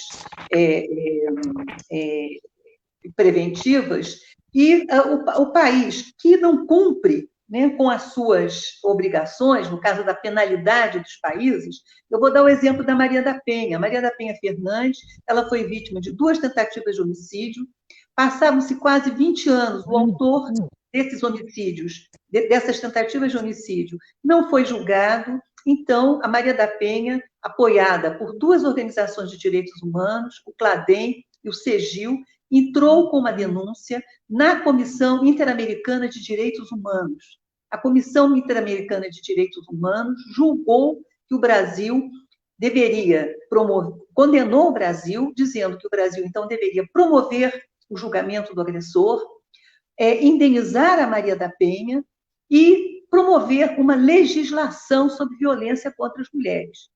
No caso, nós estávamos num contexto extremamente democrático, né? Vou lembrar aqui do governo Lula, então, na realidade, a Maria da Penha foi indenizada, a Maria da Penha o julgamento foi realizado, e a Lei Maria da Penha foi sancionada pelo presidente em 2006. Então, o Brasil cumpriu com as recomendações. Se o Brasil não tivesse cumprido, né, aí nós vamos entrar no rol dos países que não cumprem direitos humanos. Por exemplo, muitas empresas privadas, principalmente empresas que são apoiadoras dos movimentos de direitos humanos, muitas vezes essas empresas não querem ir para esses países que não respeitam direitos humanos, né? Quando se faz o índice de desenvolvimento de um país, um dos índices é mostrar como o país cumpriu, né, com as orientações e com as normas dos comitês internacionais, ou seja, o Brasil ganharia uma nota baixa, né? Então, por exemplo, na área de participação política, a nota do Brasil é baixíssima, né? Não existe uma punição, né, que venha uma força de outro país para nos punir, né? Na realidade, a questão é que espera-se que a sociedade brasileira possa, né, por seus próprios meios, reagir a essas violações de direitos humanos, né, e exigir que o Estado cumpra, né, essas violações, né? Eu acho que tem outras perguntas, né? O resgate, né, dessa devolução dos direitos humanos fora do Ocidente. Claro, nós estamos aqui falando, né, de uma história da evolução dos direitos humanos no Ocidente, né? Nós teríamos muito que falar, por exemplo, né, o que ocorre na Índia, né? A Índia tem um movimento de mulheres extremamente ativo, importante, né, embora tenha também um índice de violência contra as mulheres muito grande, né? Certamente nós vamos ver, né, em outros povos, seja em povos indígenas, seja em povos, né, que não necessariamente fazem parte, né, dessa configuração, né, ocidental, também tem suas regras, também tem seus mecanismos, né, de lidar com as violências e com os conflitos nas suas sociedades, certamente fora desse padrão normativo ocidental. Eu acho que tem muita coisa para pesquisar, né, os países da África, como é que isso se dá, pegar toda a listagem, né, do sistema interamericano, do sistema regional africano, e a gente entender esse sistema regional africano, enfim, aprender, conhecer mais, né? E hoje em dia a gente tem essa oportunidade de poder, através dos mecanismos sociais, dos meios sociais, entrar em contato, botar essa pergunta lá no Google, né, e ver qual é a resposta que o Google nos dá, se o Google vai nos dar uma resposta certa, né? E a questão do amparo jurídico, né, que as mulheres precisam, né? O amparo jurídico nessa questão da Covid, eu acho que é um momento que tem várias campanhas voltadas para a questão da violência, né? Aquela questão da mão que marca o X, né? Algumas mulheres com deficiência visual disseram essa campanha não nos atinge, não nos alcança, então há que se pensar com as mulheres com deficiência, quais são as melhores orientações e as melhores campanhas para essas mulheres, né? A Covid realmente, ela traz, né, ela dramatiza mais ainda aquelas pessoas, né, particularmente quando falamos de mulheres, aquelas mulheres que estão em situação de maiores vulnerabilidades, porque habitam em habitações pequenas, porque perderam o emprego, né, porque estão sem escola para mandar as crianças, porque estão dificuldade de sair para comprar alimentos, né, principalmente também pessoas idosas. Então, a gente vai ver, né, que tem, né, a maior parte da população brasileira está sendo extremamente penalizada, né, com a Covid. E quanto mais, né, carente, quanto mais privada de direitos, né, essa população né, mais difícil se torna, né, viver ou sobreviver, né, em tempos de pandemia, em tempos de Covid, né? Esperamos que a vacina chegue, esperamos que os medicamentos cheguem, né? Esperamos que as autoridades de saúde do Brasil, né, tenham um pouco mais de sensibilidade, né, compaixão e solidariedade com aquelas cento e tantas mil famílias, né, que perderam seus entes queridos. Nós estamos, cada um que morre, né, tem por trás de si uma família, com 1, 2, 3, 4, 5 filhos, né? Então, nós estamos falando de mais de 500 mil pessoas, né, que estão em luto, né, pela perda dos seus queridos, né, quando a pandemia chegou ao Brasil, né, e, ao ser caracterizada como uma gripezinha, as autoridades de saúde deixaram de fazer o seu dever de casa, deixaram de fazer uma prevenção, né, uma atenção, né, e, nesse sentido, nós poderíamos ter tido muitos menos casos de contaminação e, certamente, muitos menos casos de óbitos, né? Eu não respondi tudo a vocês, né? A Josilene falou dos cuidados da infância feliz. A gente vai ter a oportunidade, Josilene, de discutir aqui também a Convenção da Criança, a Convenção das Nações Unidas sobre os Direitos das Crianças, que foi uma convenção que também, né, foi praticamente toda incorporada no Estatuto da Criança e do Adolescente, no ECA, né? Então, tem muito material aí para a gente ver. Sei que esse material todo não vai dar conta da gente ver em 2 aulas, como eu disse desde o início, mas eu acho que são essas questões, né, que a gente está compartilhando, socializando aqui entre nós, deveria estar na cabeça de cada uma de nós, né, para pensar como é que a gente também responde a isso, né? Eu acho que não respondi a todas, mas, enfim, foi um esforço que eu fiz aqui de anotar, né, a questão dos segmentos religiosos, né? É como disse a Helena, o Brasil é um país laico, né? Religião é uma coisa íntima, uma coisa da família, né? Uma coisa da igreja, dentro da igreja, na nossa família, né? Mas a religião não está na política, né? Na política está realmente os direitos laicos, os direitos não religiosos, né? E mais do que isso, nessa situação que ocorreu com essa menina, o que foi feito, né, se usando o santo nome de Deus em vão, né, foi realmente uma violação de direitos humanos que se tenta, né, se calcar em fundamentos religiosos, em fundamentos absolutamente contrários aos próprios valores da religião, né? O valor de solidariedade, o valor da piedade, o valor da caridade. Então, a gente vê que uma série de valores, né, pilares de quase todas as religiões, foram absolutamente violados por essas ações desses fundamentalistas, e mais especificamente no caso dessa menina de 10 anos, né?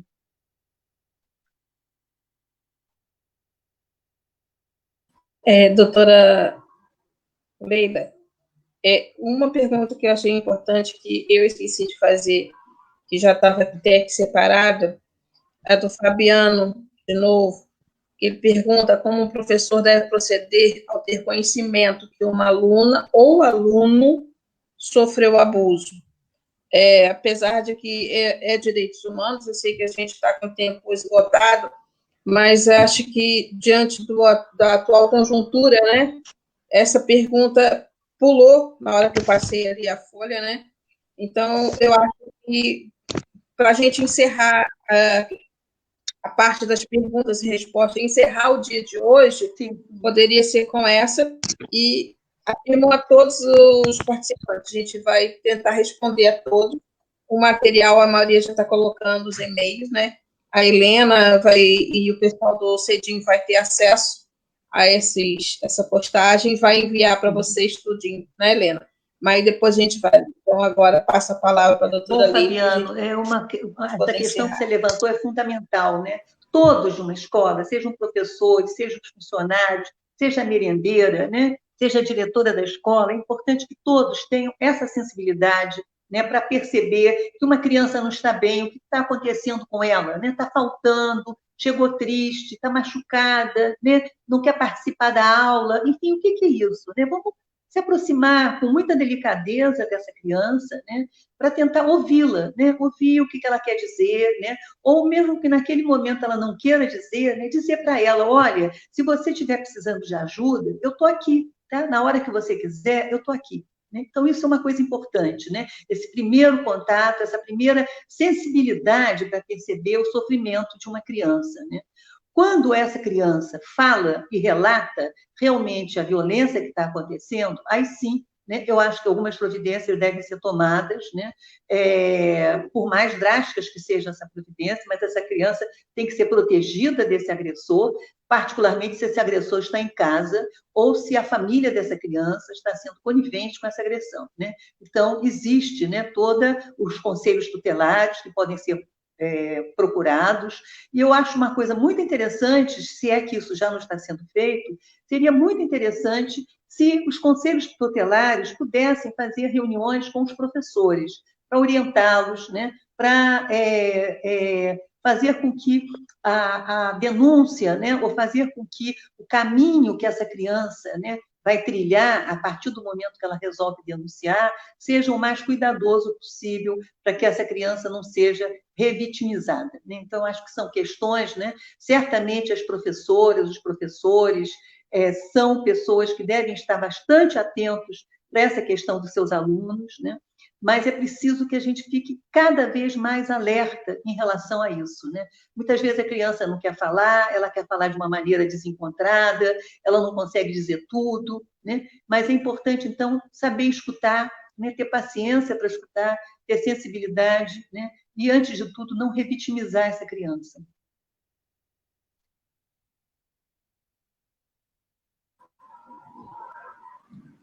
Helena, Tânia. Bom, eu queria agradecer essa oportunidade de estar aqui hoje, viu? Foi muito bom, agradeço as muitas perguntas que chegaram, né? E é um prazer estar fazendo essa minha contribuição aqui, e vamos trocar ideias e vamos trocar sugestões, e fica também a minha sugestão para o CEDIM, né? Nós temos colegas, né? Advogadas também, que são advogadas que estão militando no movimento negro, que poderiam também estar aprofundando essa discussão sobre a Convenção do Racismo, sobre a violação dos direitos humanos, né, da população negra. Então, eu faço essa sugestão para o CEDIM incorporar a questão racial nos debates, tá bem? Sugestão anotada.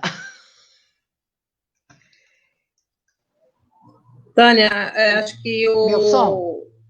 Agora foi a vez da Helena cair, né? Eu estou sem som? Não? Não. Eu estou encantada, doutora Leila. Não existem palavras para agradecer essa tarde gloriosa que nós tivemos aqui, né, com as suas explicações, com a sua paciência em responder aos questionamentos, que a curiosidade, né, e a vontade de aprender é muito grande das pessoas. Então, isso é muito bom também, que a gente perceba isso, que as pessoas querem falar sobre esse assunto, querem debater sobre esse assunto, querem conhecer mais sobre esse assunto, que é realmente um assunto muito sério. Como a senhora falou, esse fim de semana, nós presenciamos aquele fato tenebroso, onde parte da população se preocupou mais em agredir esta criança do que realmente se preocupar com o agressor, né? Esquecendo que essa criança era uma vítima, né? Até de assassina ela foi chamada. Então, exatamente, essa criança foi revitimizada, e ela precisa agora de muito cuidado. É assustador como as pessoas esqueceram do agressor para atacar uma menina de 10 anos, né, violentada há 4 anos. Então, a gente tem realmente que discutir muito sobre esse assunto, né? O trabalho é grande, CEDIM, dos conselhos municipais, das secretarias, né? E nós estamos trabalhando para isso com muito afinco. Eu queria passar a palavra para a Helena, para ela encerrar a atividade, mas eu acho que a Helena caiu. Eu acho que agora foi a vez da internet dela cair. Mas eu sei que a Helena vai... Eu e a Helena nos entendemos, vamos falar pelos nossos zaps. Eu tenho certeza. Então, eu queria agradecer demais a senhora, a sua presença, a sua disponibilidade. E aqui, então, a gente acho que pode, né, Adriana, encerrar o nosso evento. Eu, no caso, eu não faço parte do CEDIM, eu sou presidente do Conselho da Mulher de Macaé, estado do Rio, norte do Rio de Janeiro, né? Mas eu acho que acredito que, e posso dizer em nome de todas as pessoas, pelo que eu estou vendo, só elogios, falando da importância do tema e estão aprendendo cada vez mais. Excelente, né? receptividade. Então, exato. Eu agradeço, né, em nome do Conselho da Mulher, do pessoal de Macaé e de todos que estão assistindo, né? Também posso fazer, acredito, em nome do CEDIM, a participação de todos. Nós tivemos mais de 1.000 comentários e mais de 500 assistindo a nossa live. Isso é importante. Então, agradeço a todos, agradeço a doutora Leila pela disponibilização, né, de estar aqui contemplando a todos com uma grande informação, que é, como eu falei, todos, tanto quem participou quanto quem está só vendo e fazendo perguntas, se torna um multiplicador, porque, como a gente sabe que temos dificuldade de chegar a certas informações, mas a partir do momento que eu sei, eu conheço alguém de uma periferia, eu posso transmitir essa informação para a pessoa, então a informação acaba se passando. É um trabalho de formiguinha, realmente, que cada um vai passando para a outra e vai trabalhando, e a gente vai crescer com isso. Então, estou imensamente agradecida e parabenizo o CEDIM pela organização. Agradeço a doutora Leila e parabenizo também pela aula que nos deu neste momento. Com certeza. E nós, então, aguardamos, né, doutora Leila, a senhora, novamente, no dia 26/8, às 14 horas, dando continuidade, então, ao nosso curso. Ótimo, ok. Estaremos lá. Um abraço, boa tarde a todas e a todos. Ok, tchau. Tchau.